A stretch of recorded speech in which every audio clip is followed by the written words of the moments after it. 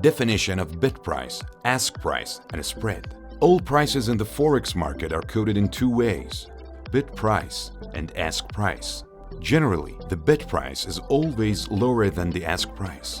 If you want to sell something to a broker, the broker will buy it from you at the bid price.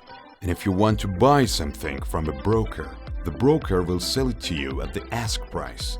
In the Euro-USD currency pair, as shown in the image, the bid price is 1.3456 and the ask price is 1.3458.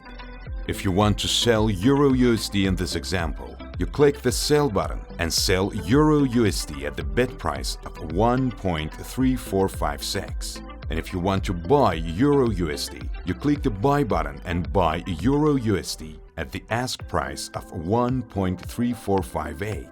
The difference between the bid and ask prices is called the spread.